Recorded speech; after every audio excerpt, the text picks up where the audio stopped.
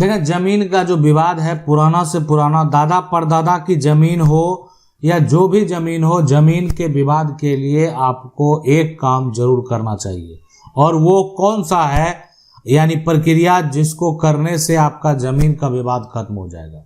बहुत सारे लोगों का जो विवाद है ना, वो आज का विवाद नहीं है, 40 साल पुराना विवाद है, और खास करके ये जो विवाद है वो अभी तक खत्म भी नहीं हुआ है और लगता है खत्म भी नहीं होगा।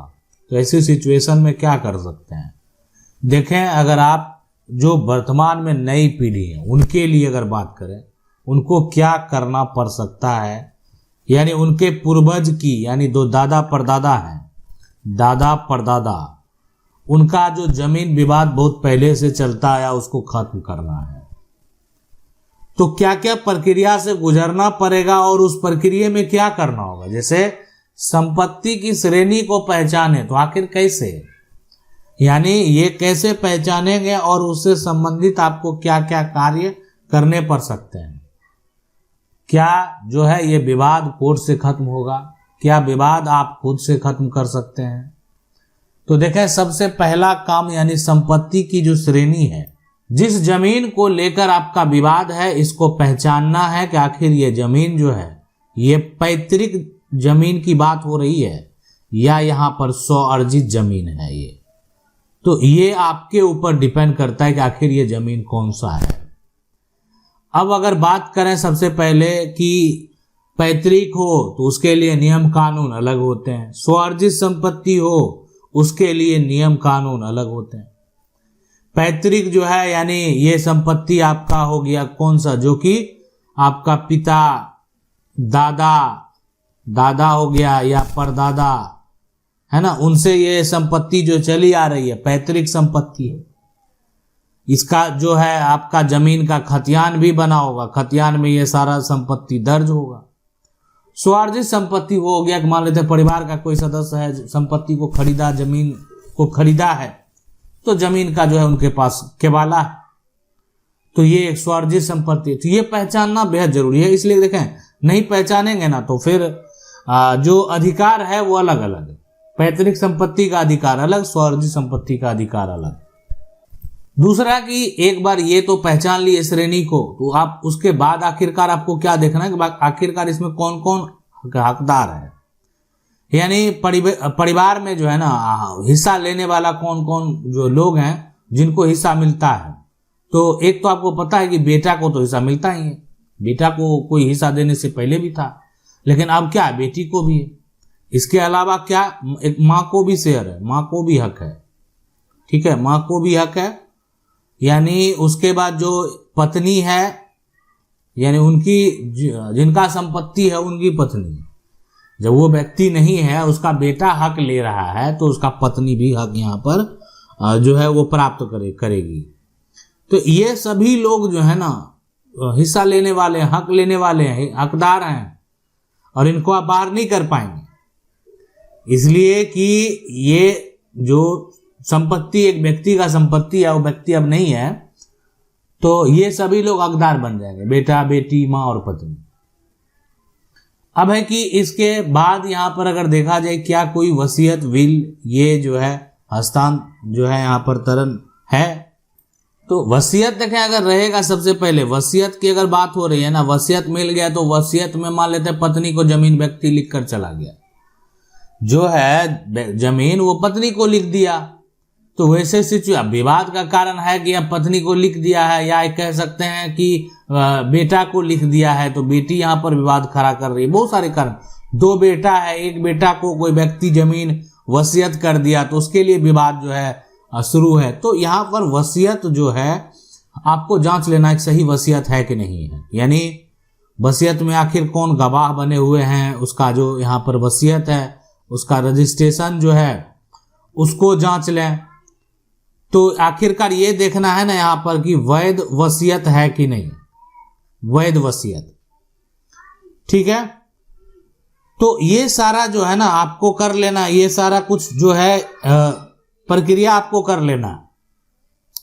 इसके बाद आखिरकार क्या करना है कि उसके बाद ये जो अगला आप लाइन देख रहे हैं ना, जिस प्रॉपर्टी की बात हो रही है, यानी कब्जा, दाखिल और सबूत जुटाना जो है, ये यहाँ पर अगर देखा जाए सबसे पहले तो ये आपको पूरा जमीन से संबंधित जो है ना, कि आखिर जमीन पर किसका कब्जा है, मकान पर किसका कब्जा है, उसका जो पुराना जो है यहाँ पर खसरा वो कितना है, उसके बाद नया क्या है, जमीन का जमाबंदी किसके नाम कायम है, ये सारा इन्फॉर्मेशन बेहद जरूरी है।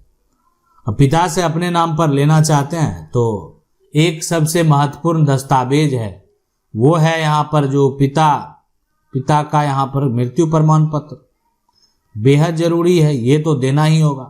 किसी व्यक्ति को कानूनी तौर पर मृत करने का ये दस्तावेज है, ये देने के बाद जो है आप उनकी प्रॉपर्टी को उत्तराधिकार के तौर पर अपने नाम पर ले सकते हैं।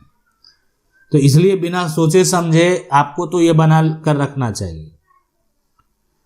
तो ये हो गया कि आखिरकार जो ये सारा साक्ष्य हम जुटा रहे हैं कि आखिर ये सारा प्रूफ है, इसके आधार पर हम जमीन का हक प्राप्त करेंगे, या मेरा विवाद है बहुत पुराना, ठीक है, उस विवाद को अब अगर खत्म करना है, सारा कुछ देख लेने के बाद जो है ये देखना है कि आखिरकार मेरे पूर्वज का जो जमीन है उसका सही से पार्टीशन हुआ या नहीं हुआ। तो आगे है कि यहाँ पर क्या जो है बंटवारा यानी पार्टीशन हुआ या नहीं हुआ। तो देखें यहाँ पर सबसे पहले कि रजिस्टर्ड पार्टीशन की अगर बात करें सबसे पहले, तो क्या बंटवारा पार्टीशन यहाँ पर जब उस हिस्से कोई भी हिस्सा जो है अगर उसका कानूनी तौर पर पार्टीशन हुआ होगा तो वो रजिस्टर्ड होगा। जो बोलते हैं ना कि रजिस्टर जो है यहाँ पर पार्टीशन बेहद जरूरी है। और देखें कोई भी अगर पंचनामा के आधार पर ही कोई पार्टीशन करता है, ठीक है, पंचनामा, तो पंचनामा के आधार पर पार्टीशन होने के बाद अपने अपने नाम से जमीन का दाखिल खारिज करा लेना चाहिए।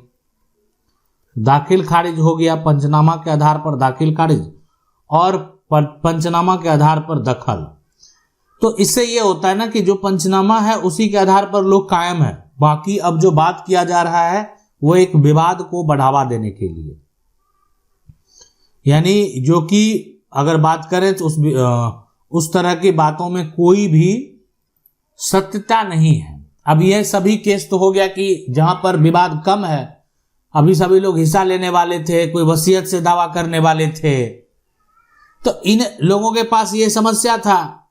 अब हो गया कि दावा और अधिकार का, जो कि दावा दिया नहीं जा रहा, अधिकार दिया नहीं जा रहा, पिता की मृत्यु हो गई, दादा की मृत्यु हो गई या चाचा की मृत्यु हो गई, उसमें आपको जो है हक नहीं दिया जा रहा, कानूनी आपको अधिकार बनता है। तो ऐसे सिचुएशन में अब जो है दावा और अधिकार बेहद जरूरी है। जैसे दावा और अधिकार में देखें, ये जो है ना सबसे पहले कि कोई भी अगर दावा करेगा तो उसके लिए विकल्प ये है कि वो सूट फाइल कर सकता है, suit for partition, suit for partition. दूसरा यानी वो दावा कर सकता है सूट फॉर टाइटल। तीसरा वो दावा कर सकता है यहां पर जो है इंजंक्शन जो है एक तरह से ऑर्डर के लिए, ये सारा दावा कोर्ट में कर सकता है। तो इससे क्या होगा कि आप जो है ना, या अंतिम में लोग आसपास में जो आप कहें जनता दरबार हो गया, लोक अदालत जो है वहां पर भी जाते हैं, लोक अदालत अपनी समस्या का हल करने के लिए कि देखें मेरा ये जमीन है और मेरे जमीन में मुझे अधिकार नहीं दिया जा रहा।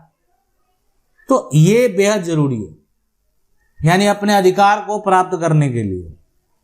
अगर मान लेते हैं कि आप चाहते हैं कि हम कानूनी तरीके से सारा कार्य करें, मुझे अधिकार नहीं दिया जा रहा है, तो आपके लिए सूट फॉर पार्टीशन है, सूट फॉर टाइटल है, इंजंक्शन ऑर्डर है, लोक अदालत है। तो इन सभी जाकर आप अपना समस्या का हल करवा पाएंगे। जैसे कोई भी व्यक्ति जो है सूट अगर यहाँ पर पार्टीशन के लिए करेगा तो जमीन में अगर उसको सही तरीके से बंटवारा नहीं किया गया तो कानूनी तौर पर उसके जमीन का बंटवारा होगा। टाइटल में कोई, ठीक है, आपको जमीन दिया गया, हक दिया गया, लेकिन कुछ ऐसा जमीन है जो कीमती जमीन जिसको बोलते हैं, है ना, कीमती जमीन, वो आपको नहीं दिया, उसमें आपको हक नहीं मिला हुआ। आखिर क्यों, ऐसा क्यों हुआ? कोई जमीन अगर रोड से नजदीक है तो उसमें आपको हक आखिरकार क्यों नहीं मिला? तो इसलिए ये सभी जो मुद्दे हैं लेकर आप टाइटल में जा सकते हैं कि इस जमीन में मुझे हक चाहिए, मुझे नहीं दिया गया, मेरे साथ नाइंसाफी किया गया। तमाम चीजें जो है आप अपने हिस्सेदार पर आरोप लगाकर जो है एक तरह से दावा करते हैं, जिसके चलते आज से नहीं बहुत दिनों से विवाद था। आज मामला जो है आपको कोर्ट में ले जाना जो है बेहद जरूरी है आपके लिए। लेकिन एक सबसे पहले और महत्वपूर्ण बात जो ध्यान रखने वाली बात है वो है आखिरकार यहाँ पर जो है समय सीमा। जो समय सीमा का ध्यान रखना बेहद जरूरी है कि इसलिए एक आपको पता है कि हमारे देश में जो एक कानून है वो है लिमिटेशन को लेकर, लिमिटेशन एक्ट बना हुआ, और लिमिटेशन एक्ट में जो भी है विवाद उसमें समय सीमा की बात की गई है। और समय सीमा जो है बेहद जरूरी है कोई भी दावा करने के लिए। सीधी सी बात ऐसे समझ लें कि अगर आज घर में चोरी होता है तो हम 10 साल बाद चोरी का रिपोर्ट लिखाने नहीं जा सकते। और अब आपको समझ में आ गया होगा कि इस लिमिटेशन का मतलब आखिरकार क्या है। घर में चोरी आज होगा, रिपोर्ट लिखाएंगे 10 साल बाद। यानी अगर विवाद आज आपका हुआ है, जमीन पर कोई कब्जा आज करने आया है, जमीन के कागजात में धोखा आज कोई करने आया है, तो विवाद अगर आज कोई कर रहा है ना, तब आप जाकर जो है उसके ऊपर एक्शन लेंगे, कार्रवाई करेंगे, उसके ऊपर केस फाइल करेंगे। तो इसलिए ये बेहद जरूरी है। उसके अलावा जो है यहाँ पर जो कि अगला है कि कोर्ट में दस्तावेज की तैयारी, ठीक है। तो इसमें है कि आपको अपना पूरा जो दस्तावेज है वो दस्तावेज तैयार कर लेना है। डॉक्यूमेंट जो है वो सारा आपके पास होना चाहिए, कागजात सारा होना चाहिए, ठीक है। जैसे मान लेते हैं कि आपका एक तरह से अगर देखा जाए तो जो पहचान है, पहचान अगर आप दावा करने वाले हैं पहचान पत्र चाहिए, ठीक है। उसके बाद जमीन का जो अगर खतियानी जमीन है, पैतृक जमीन है, खतियान होना चाहिए। जमीन का अगर जमाबंदी कायम है तो जमाबंदी का नकल होना चाहिए।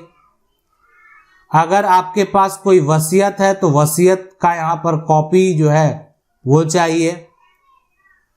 उसके बाद यहाँ पर अगर आपके पास जमीन का कोई सेल डीड है तो सेल डीड का कॉपी चाहिए। तो उसके अलावा यहाँ पर अगर बात करें सबसे पहले जो गवाह हैं, गवाहों के नाम यहाँ पर जो है ये होने चाहिए। उसके अलावा जो है यहाँ पर अगर बात करें फोटो या अन्य ये सब होना चाहिए। जो भी है साक्ष्य मांगे जा सकते हैं, वंशावली मांगा जा सकता है, मृत्यु प्रमाण पत्र यहाँ पर मांगा जा सकता है। ये सब ऐसे दस्तावेज है जो आपको तैयार रखने चाहिए। यानी कोर्ट में ये दस्तावेज मान्य होते हैं और इस दस्तावेज को लेकर आप कानूनी दावा कर सकते हैं। मौखिक तौर पर तैयार किया गया कोई भी दस्तावेज कानूनी तौर पर मान्य नहीं होता है। आशा करते हैं वीडियो अच्छा लगा होगा। वीडियो को लाइक जरूर कर दें। चैनल को पहली बार देख रहे हैं सब्सक्राइब करके जो बेल आइकन है उसको जरूर दबा लें। मिलते हैं अगले वीडियो में, तब तक के लिए जय हिंद।